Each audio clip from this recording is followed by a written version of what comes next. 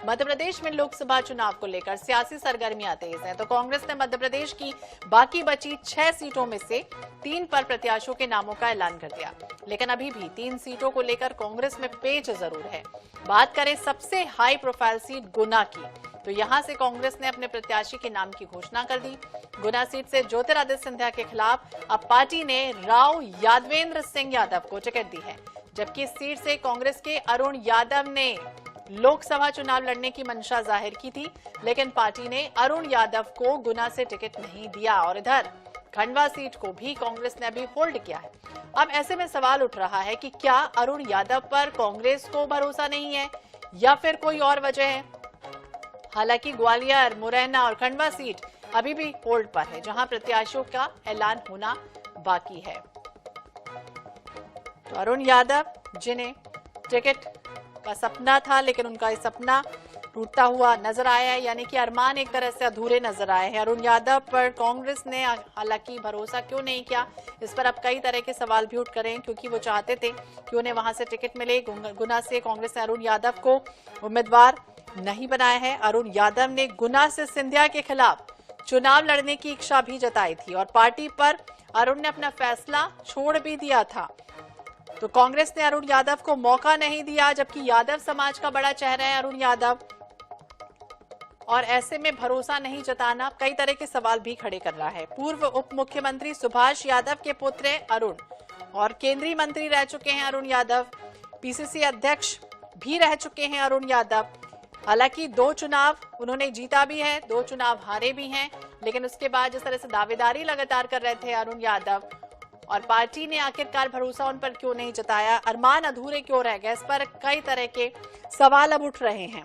तो 2007 में खरगोन लोकसभा क्षेत्र से उपचुनाव लड़े थे, वो जीत भी गए वो अरुण यादव।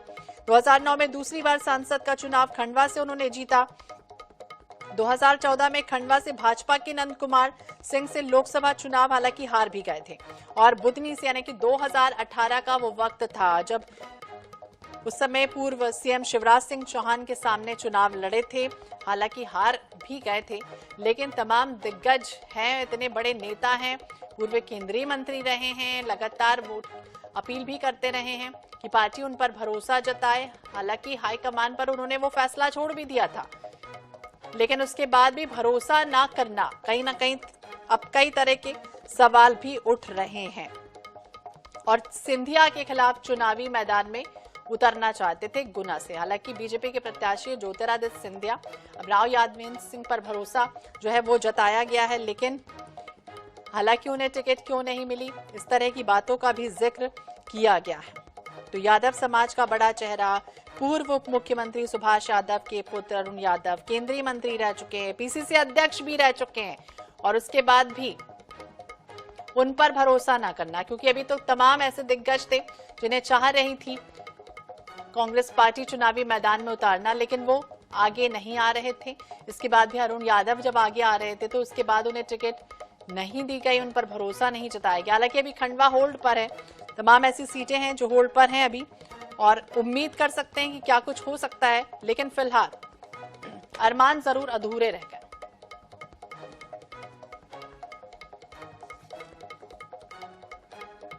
वरिष्ठ नेता कांग्रेस के मिश्रा जी हमारे साथ जुड़ के उनसे बातचीत करेंगे। मिश्रा जी, बहुत बहुत स्वागत है आपका INS 24/7 पर।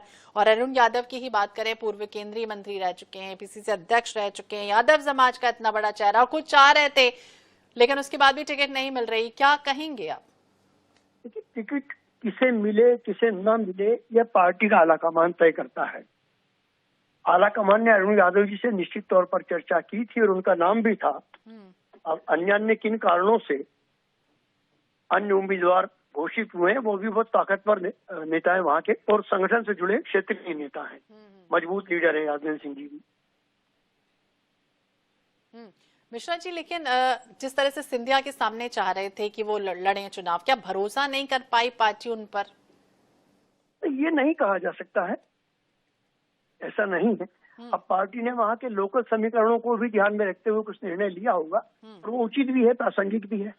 उचित भी है, प्रासंगिक भी है। हम जवाब ले लेते हैं। हमारे साथ बीजेपी के प्रवक्ता भी जुड़ गए हैं, नरेंद्र सलूजा जी। सलूजा जी, स्वागत है आपका INS 24/7 पर। और चूंकि हम चर्चा कर रहे हैं अरुण यादव की, अरुण यादव चाह रहे थे कि गुना से उन्हें ज्योतिरादित्य सिंधिया के सामने उतारा जाए, लेकिन पार्टी भरोसा नहीं कर पाई। क्या कहेंगे आप?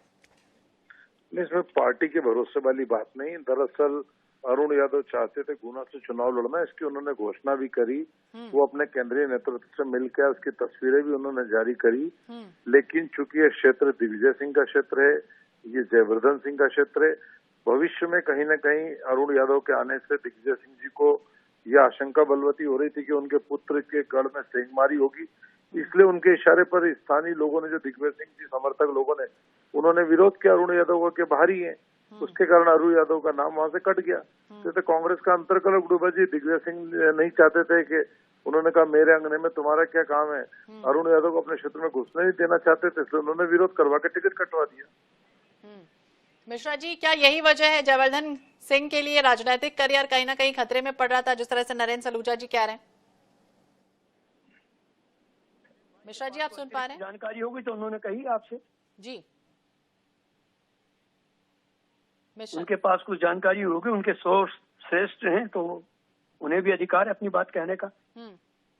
आप क्या कुछ कहेंगे इस बारे में? मैं अपनी बात कह चुका हूँ आपको जी। सलूजा जी, पार्टी का पार्टी का निर्णय ही शिरोधार्य होता है, वो सभी मानेंगे। सलूजा जी, आप सुन पा रहे हैं? मिश्रा जी कह रहे हैं आप मेरे सोर्स सही है, और मैंने जो भी कहा है मैंने पुख्ता प्रमाण के आधार पर कहा है। मेरे पास इस चीज की पूरी पुख्ता जानकारी है कि दिग्विजय सिंह जी समर्थकों ने अरुण यादव का विरोध किया, उनके चाहने के बावजूद उनका टिकट कटवाया। मेरे पास पुख्ता प्रमाण मौजूद है इसके।